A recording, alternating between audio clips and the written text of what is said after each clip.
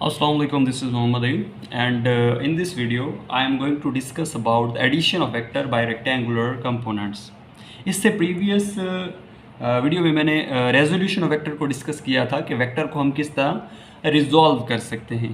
तो अब इस लेक्चर के अंदर आप लोग सीखेंगे कि एक वेक्टर को आप जो है वो किस तरह रेक्टेंगुलर कंपोनेंट्स में डिवाइड करके आप किस तरह ऐड कर सकते हो, किस तरह हम उसके कंपोनेंट्स को ऐड करेंगे। हॉरिजेंटल कंपोनेंट पहले ऐड करेंगे, फिर वर्टिकल कंपोनेंट ऐड करेंगे, फिर हम उनकी एंड में मैग्नीट्यूड को कैलकुलेट करेंगे, तो और लास्ट में हम इसकी डायरेक्शन भी फाइंड आउट करेंगे।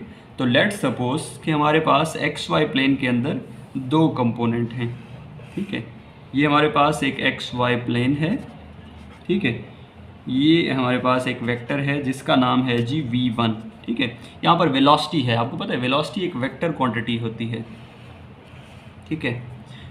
और ये एक और एक्स वाई प्लेन के अंदर एक और वेक्टर है जिसका नाम है v2, ठीक है। अब आप देखें कि ये जो v1 है ये एक एंगल बना रहा है θ1, और जो v2 है ये भी एक एंगल बना रहा है जिसका नाम है θ2। तो सबसे पहले हमने इसको जो है ना हेड टू टेल रूल की मदद से दोनों वेक्टर्स को हमने ऐड करके एक रिजल्टेंट निकालना है, वो भी एक्स वाई प्लेन के अंदर ही निकालना है, ठीक है। तो यहाँ पर आप लोग देखें कि अगर मैं इन दोनों को हेड टू टेल रूल की मदद से ऐड करता हूँ, इन दोनों वेक्टर्स को यहाँ पे, लेट सपोज कि ये हमारे पास एक एक्स वाई प्लेन है, ठीक है। यहाँ पर एक्स वाई प्लेन है और ये वेक्टर है v1, ठीक है।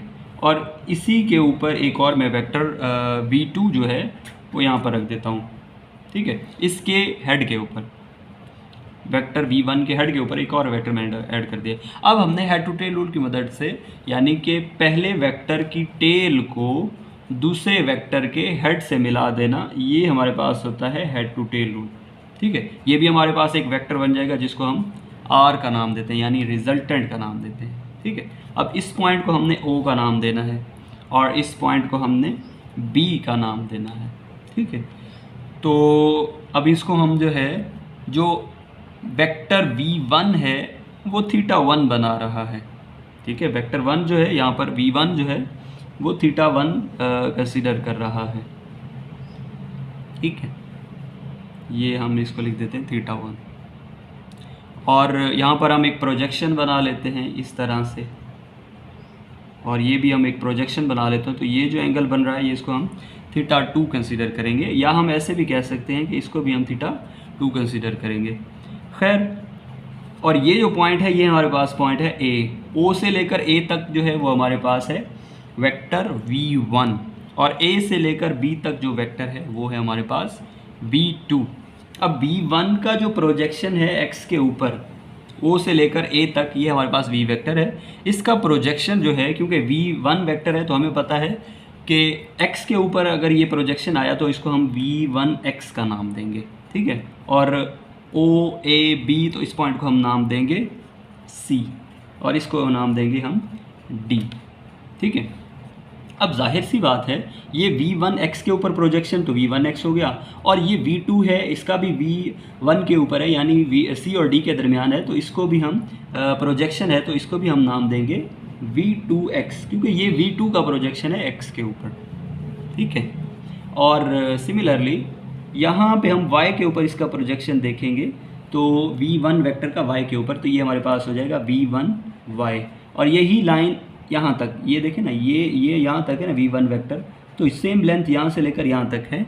इस पॉइंट को हम e का नाम देते हैं, और e से लेकर d तक ये भी v1y है, ठीक है। और e से लेकर b तक, अब आप देखें कि ये v2 का प्रोजेक्शन है तो इसको हम नाम देंगे v2y, ठीक है। तो हमने इसको दोनों वेक्टर्स को रिजॉल्व कर लिया है, दोनों वेक्टर्स को क्या किया है, रिजॉल्व कर लिया रेक्टेंगुलर कंपोनेंट्स में। ये मैं दोबारा बता देता हूँ, o से लेकर a तक ये हमारे पास v1 वेक्टर है, और v1 का जो प्रोजेक्शन है वो यहाँ से है, o से लेकर c तक ये इसका प्रोजेक्शन है, तो ये कंपोनेंट बन गया v1x, ठीक है। और इसी v1 वेक्टर का प्रोजेक्शन y के ऊपर यहाँ तक है, और यही लेंथ यहाँ है, ठीक है। ये भी v1y है और ये भी v1y ही है, ठीक है। और सिमिलरली V2 का प्रोजेक्शन C और D के दरमियान है और B और E के दरमियान है V2Y। तो ये हमारे पास कंपोनेंट की रेजोल्यूशन हो गई है। तो अब हम इसके जो है ना मैग्नीट्यूड ऑफ हॉरिजेंटल कंपोनेंट्स निकालते हैं। ठीक है, तो सबसे पहले जो V1 वेक्टर है उसके X और Y कंपोनेंट हम निकालते हैं। तो V1 वेक्टर की बात करते हैं। V1X हमें पता है कि V1 cos थीटा होता है, थीटा क्योंकि ये V1 है तो इसका एंगल जो है वो भी θ1 होगा, क्योंकि हमने लास्ट लेक्चर में पढ़ा था कि जो Vx होता है वो V cos थीटा होता है। तो इसी फार्मूले की बेसिस पे हमने V1, अगर यहाँ पर 1 वेक्टर है तो यहाँ पर भी हमने V1 लगाया है और θ1।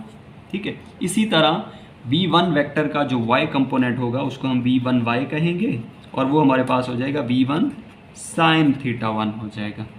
सिमिलरली हम V2 वेक्टर को भी इसी तरह लिख देते हैं उसके कंपोनेंट्स में। V2X वो हमारे पास हो जाएगा V2 cos θ2। Similarly V2 vector का Y कंपोनेंट वो हो जाएगा हमारे पास V2 sin θ2 हो जाएगा। क्यों?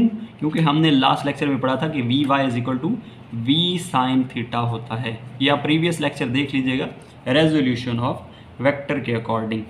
अब हम V1 और V2 के हमने कंपोनेंट्स लिख लिए हैं, तो अभी हम इसके हॉरिजेंटल कंपोनेंट्स को अलग से लिखेंगे और वर्टिकल कंपोनेंट्स को अलग से राइट करेंगे।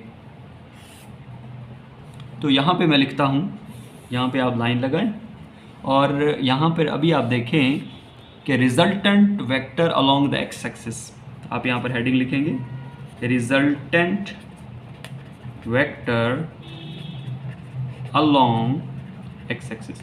एक्स एक्सिस पर जो रिजल्टेंट वेक्टर है, अब आप देखें कि ये है, ये रिजल्टेंट वेक्टर है। ठीक है, अब यहाँ से लेकर यहाँ तक ये V1X है, ये V2 है, इसको हम नाम दे सकते हैं RX, O से लेकर D तक।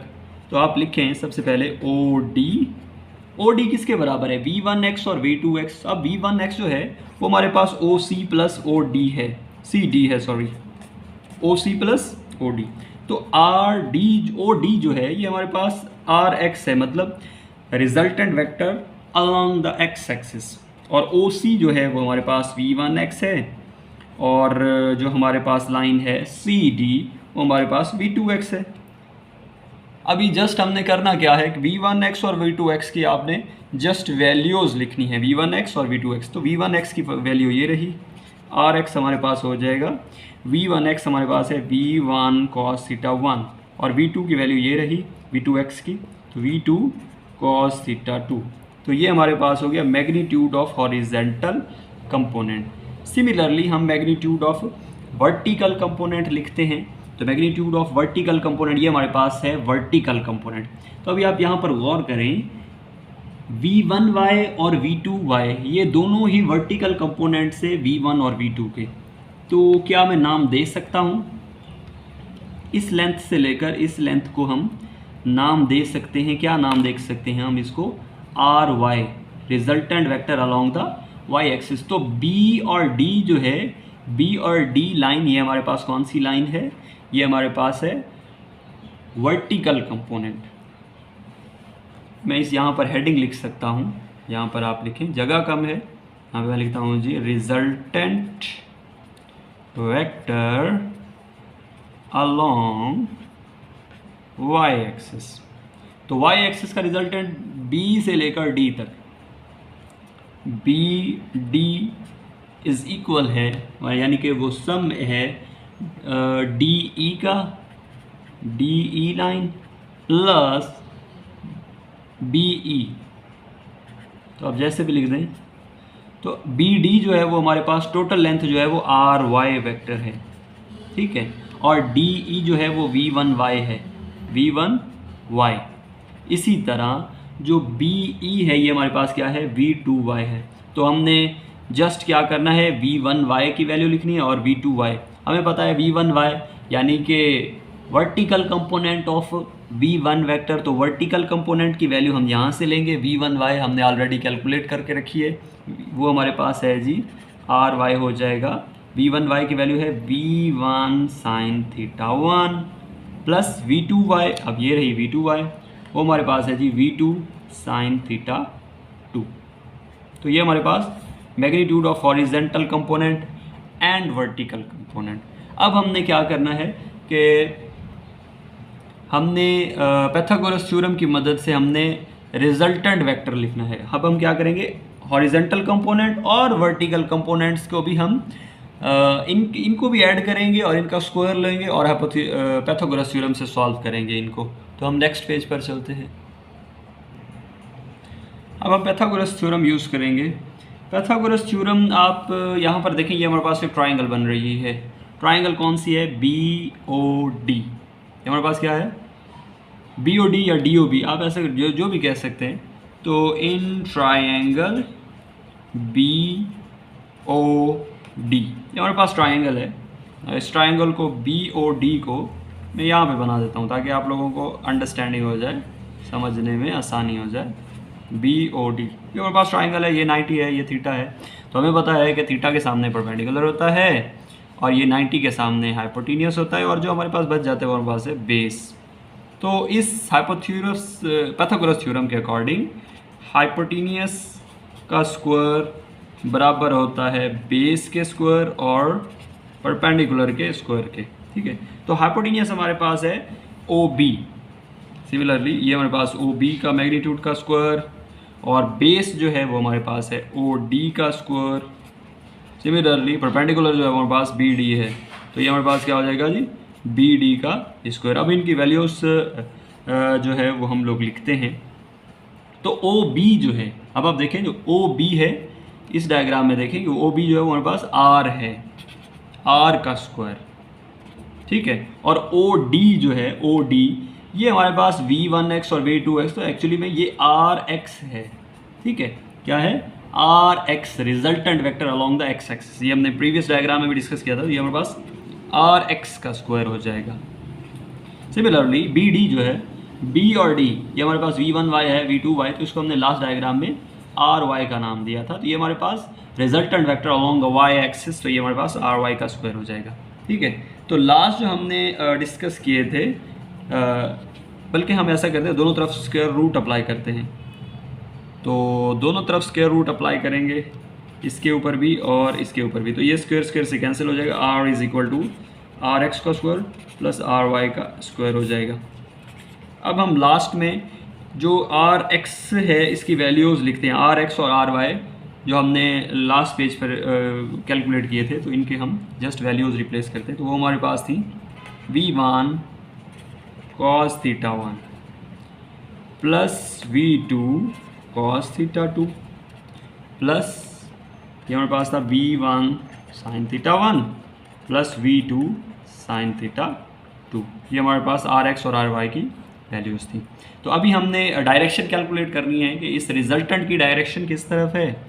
तो डायरेक्शन हमें बताया, तो डायरेक्शन के लिए हम लोग यूज़ करते होते हैं, डायरेक्शन के लिए हम लोग यूज़ करते हैं tan थीटा, पर जो कि होता है हमारे पास परपेंडिकुलर ओवर बेस।